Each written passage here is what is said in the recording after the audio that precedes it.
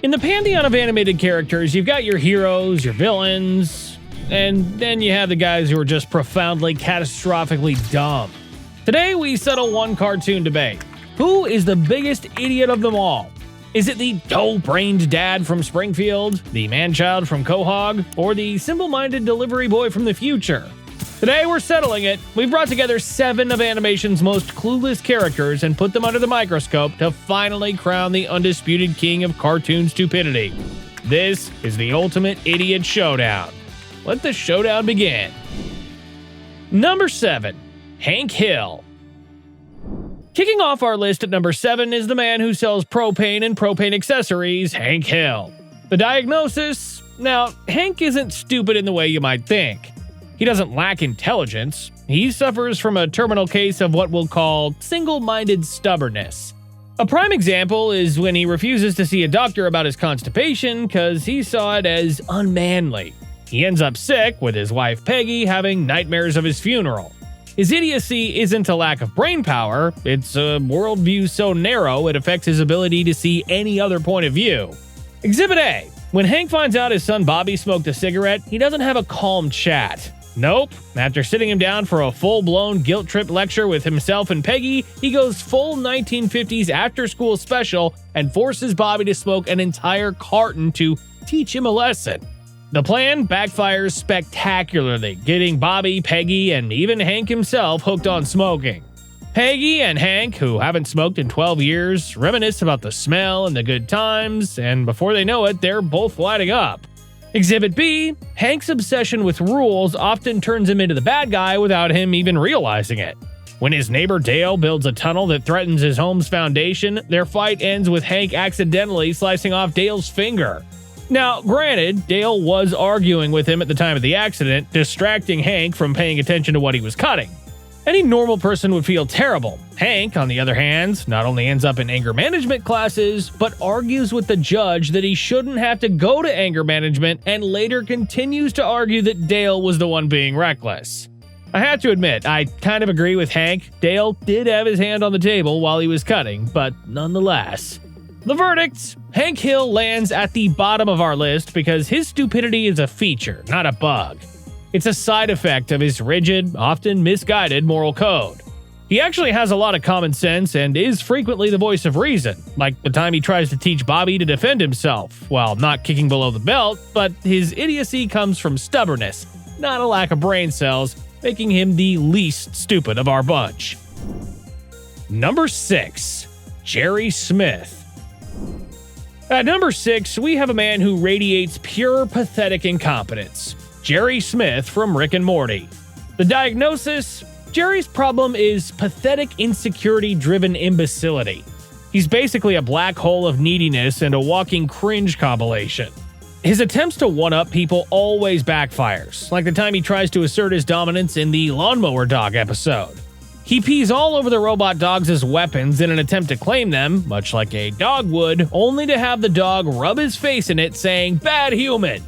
His stupidity isn't about a low IQ. It's about a crippling lack of confidence that causes him to make the worst possible decisions. Like the time he jumps in the car and locks the door cowering to get away from a violent homeless man, only to leave his wife with an armful of groceries to fend for herself. He's weak, easy to manipulate, and never able to take responsibility. Exhibit A. In a desperate bid to look smart, Jerry stubbornly tells Morty that Pluto is a planet, completely ignoring the scientific facts when Morty Googles it and proves him wrong. This argument gets them kidnapped by Plutonians who hail Jerry as a genius. They put him on talk shows, and royalty presents him to a crowd of people hailing him as brilliant. The whole mess almost destroys the planet as secrets about Pluto's shrinking size are leaked. Exhibit B. In an attempt to break up with his alien girlfriend, Jerry can't even tell her straight. He shamelessly blames his kids, saying they were demanding he break it off. This lie leads directly to her hunting down Morty and Summer with the intent to kill them. Even as the alien strangles his daughter, Jerry still tries to lie his way out of it rather than just come clean. Exhibit C. But for the ultimate Jerry moment, look no further than Me Seeks and Destroy. He gets a box that summons creatures whose only purpose is to fulfill one request. What does Jerry ask for? To improve his golf game. His complete inability to do this simple task spawns one after another of the Mr. Meeseeks until there's an army of increasingly unhinged Mr. Meeseeks who end up holding an entire restaurant hostage. The verdict? Jerry's stupidity is a direct result of his overwhelming awareness of his own mediocrity. He isn't dumb enough to be harmless, but he's too incompetent to be truly dangerous on his own. He is the living embodiment of failure, a man so pathetic you almost feel sorry for him. Almost. That's why he's our number 6. Number 5. Philip J. Fry. Sliding into the number 5 spot is the man from the past, Philip J. Fry. The diagnosis. Fry suffers from what can only be called golden retriever brain. His is a special kind of stupidity, born from childlike innocence and blissful ignorance. He's not a bad guy, he's just not all there. He's a 20th century pizza boy living in the 31st century, and his brain clearly missed the 1,000-year software update. Exhibit A, Fry is not what one would call articulate. He once forgot the word for idea, instead calling it a headache with pictures. When talking about brewing beer and a young boy says, "Alcohol makes you stupid," Fry comes back with the poetic rebuttal, "No, doesn't." We're making beer. I'm the brewery. I heard alcohol makes you stupid. No, doesn't. Exhibit B, his situational awareness is non-existent. He once bragged to Leela and Bender about making out with a radiator woman from the Radiator Planet. As it turns out, it was just a normal radiator. Exhibit C, maybe the most damning evidence comes from Fry himself. Thinking back on his time as a slave, he complains to Leela, "You know what the worst thing about being a slave is? They make you work all day, but they don't pay you or let you go." Leela is left shaking her head, telling him that is the only thing about being a slave. The verdict? Fry is genuinely dim-witted, but his stupidity is usually softened by his good heart. He's a lovable doofus whose mistakes are more endearing than they are destructive, earning him a respectable spot in the middle of our showdown. Number 4. Homer Simpson. At number 4, we have the founding father of animated idiocy, the legend himself, Homer Simpson. The diagnosis? Homer's IQ is canonically a measly 55. But unlike others, his idiocy has an explanation. It's partly due to the Simpson gene that's responsible for making the family's men stupider as they age, but also because of a crayon he shoved up his nose as a kid that's still lodged in his brain. When it was briefly removed, his IQ shot up to 105. However, despite finally connecting with his gifted daughter Lisa, Homer found being smart too much. He saw safety issues at work and wrote up a report, sending it to regulators, getting the plant shut down. His friends hated him for it. He wrote a scientific proof that God did not exist, upsetting Flanders. People turned on him, and Homer found being smart lonely, making him miserable. He chose to reinsert the crayon. This proves he's not just dumb, he's actually deliberately choosing to be that way. Exhibit A. Homer's decision-making is a masterclass in terrible logic. He once tried to teach Bart a lesson on how unsafe jumping Springfield Gorge on a skateboard would be by jumping Springfield Gorge on a skateboard himself. Homer was right, it was unsafe, and he fell to the bottom, hitting every rock on the way down. Exhibit B, in the episode E-I-E-I-Do, Homer impulsively buys a farm to live off the land. He then deliberately uses plutonium to try and supercharge his crops, thinking just like in the movies, the radioactive element would create giant crops overnight. Instead, he accidentally crossbreeds tobacco plants with tomato plants, creating a highly addictive hybrid plant he calls Tobacco. Seeing how addictive it is, he immediately starts to sell it to the public. Exhibit C. In one episode, a sleepy brown bear wanders into Springfield. While the bear does nothing really, Ned Flanders completely freaks out, crashes his car, and runs screaming toward his house. Springfield then establishes a bear patrol to keep bears at bay. Homer is thrilled when no bears show up, crediting the patrol's success. Lisa tries to explain his logical fallacy by holding up a rock and saying, "By your logic, this rock keeps tigers away." Homer asks her how it works, to which she replies, "It doesn't, it's just a stupid rock." Homer thinks a moment before announcing, "Lisa, I'd like to buy your rock." The verdict? Homer is the archetypal lovable idiot. His stupidity is constant, epic in scale, and has caused everything from house fires to nuclear meltdowns. He's a true icon of foolishness, but the fact that there's a sliver of a normal brain hiding behind that crayon is what keeps him out of our top 3. Before we hit the top 3, take a guess in the comments who they might be, and smash that like and subscribe button. It helps us more than you know. Number 3. Randy Marsh. Cracking our top 3 is a man who doesn't just embrace stupidity, he turns it into an art form. It's Randy Marsh from South Park. The diagnosis? Randy's condition is overconfident egotistical stupidity. Here's the thing, Randy is actually a pretty smart guy. He's a geologist for the US Geological Survey after all. But his intelligence is constantly hijacked by his massive ego, his terrible impulses, and his desperate need to be the coolest guy in the room. He doesn't just make mistakes, he creates town-wide catastrophes out of pure, uncut hubris. Exhibit A? To get a prescription for medicinal marijuana, Randy decides the most logical plan is to give himself cancer. He achieves this by strapping mobile phones to his head while sunbaking and repeatedly microwaving his own junk. One morning, he wakes up with enormous testicles, so large he needs a wheelbarrow to cart them around. After seeing a doctor in a hospital and the doctor telling him he has testicular cancer, he cheers and heads straight to the weed shop with his manberries in tow in the wheelbarrow. Exhibit B. As a contestant on the Wheel of Fortune, Randy is faced with the puzzles N-blank-G-G-E-R-S under the category People Who Annoy You. In a moment of legendary panic on national television, he blurts out the absolute worst possible answer imaginable. We won't be saying the word here, but let's just say he did not get the correct answer of naggers. The entire audience goes silent and the host asks to cut to commercial. Exhibit C. As a geologist, you'd think Randy would know a thing or two about the Earth. But when a flood hits, he immediately joins the panic and blames global warming. The entire town of South Park is in a frenzy trying to evacuate. His son Stan tries to bring some reason to the situation, but Randy shuts him down, insisting that global warming is suddenly hit, causing mass chaos. The real cause? Stan, along with his friend Cartman, crashed a boat into a beaver dam, causing a huge hole. The verdict? Randy is dangerously stupid because he's just smart enough to think his awful ideas are brilliant. He charges headfirst toward the dumbest course of action with the confidence of a genius, earning him the bronze medal of boneheadedness. Number 2. Peter Griffin.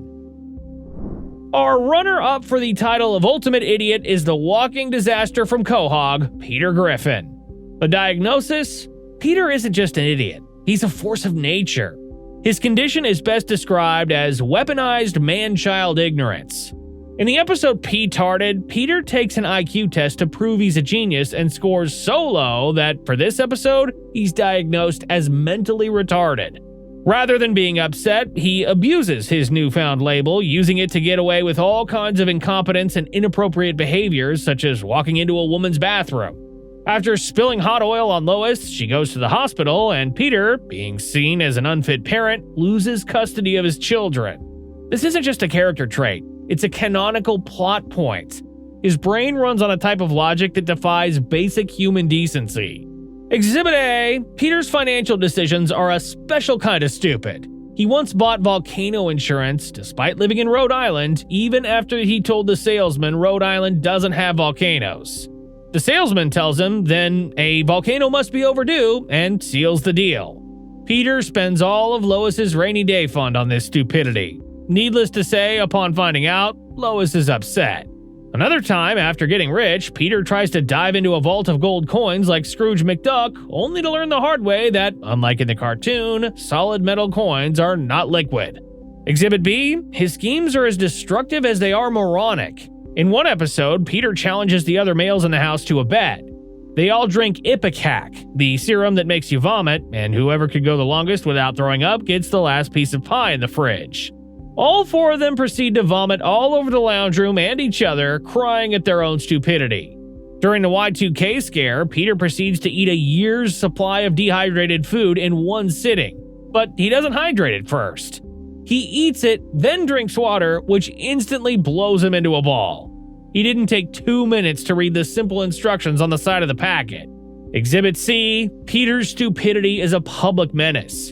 In the episode Death Has a Shadow, Peter accidentally gets sent a check for $150,000 from welfare. Rather than returning it, he starts living large, buying all kinds of things including a moat for the house and a knight for the moat. Once Lois finds out, she is furious. So, thinking he was doing the right thing, Peter hires a blimp and attempts to return taxpayer money by dropping it into the Super Bowl. Obviously, chaos ensues. The verdict? Peter's stupidity is pure chaos. He's a walking, talking agent of destruction whose every impulse leads to disaster for himself and everyone around him. He is profoundly, almost poetically dumb, making him the clear silver medalist in this competition. The final showdown. Number 1, Patrick Star. And now, the moment of truth. After sifting through decades of animated idiocy, one champion of cluelessness slumps above the rest. The undisputed king of cartoon stupidity, the heavyweight champion of hollow heads, is Patrick Star from SpongeBob SquarePants. The diagnosis? Patrick embodies pure existential stupidity. He's a pink starfish who lives under a rock, a perfect metaphor for the state of his mind. His head is a beautiful, empty void where logic goes to die. He's so profoundly stupid, he's often even unaware of the frustration he causes in others. Exhibit A, Patrick's struggle with the absolute basics is legendary. In one iconic scene where Patrick is manning the phones at the Krusty Krab, a caller asks, "Is this the Krusty Krab?" Patrick's response, "No, this is Patrick," before hanging up on the caller. He does this twice more, getting more and more frustrated at the caller, seemingly unable to grasp how a phone works. Is this the Krusty Krab? No! This is Patrick! Oh, I'm not a Krusty Krab. Patrick, that's the name of the restaurant. Fish paste! In the same episode, SpongeBob tries to teach Patrick to open a jar. Instead of a jar, Patrick grabs a pickle, then a spatula, then some shorts, then SpongeBob himself, before SpongeBob hands him a jar. While SpongeBob has saint levels of patience, even this tests his limits. Exhibit B, even his own identity is a mystery to him, having the memory of a goldfish at times. One time, as SpongeBob and Patrick try to rehabilitate the villain Man Ray, Patrick drops his wallet on the ground, telling Man Ray to pick it up and return it. Man Ray does this, only for Patrick to say it's not his wallet. They argue back and forth, with Man Ray even showing Patrick his ID from the wallet. Patrick, blank-faced, still insists it's not his wallet. Exhibit C. But perhaps the single greatest moment in all of the Dum-Dum is when Patrick asks if the question, "Is mayonnaise an instrument?" followed by raising his hand again to ask if horseradish is an instrument. Is mayonnaise an instrument? No, Patrick, mayonnaise is not an instrument. Horseradish is not an instrument either. The question itself is a monument to a mind completely untethered from any kind of rationale or logic. The verdict? While Homer has a crayon blocking his brain and Peter has been officially labeled, Patrick operates on a plane of stupidity that is almost spiritual. He doesn't just do dumb things, he is dumb things. His stupidity is so absolute, so innocent, and so profoundly, hilariously unhinged that no one else could possibly take the crown. He is the village idiot of Bikini Bottom and the undisputed king of our showdown. So there you have it, the definitive ranking of animation's greatest idiots. From the stubbornness of Hank Hill to the cosmic void in Patrick Star's head. But what do you think? Did we get our number 1 right?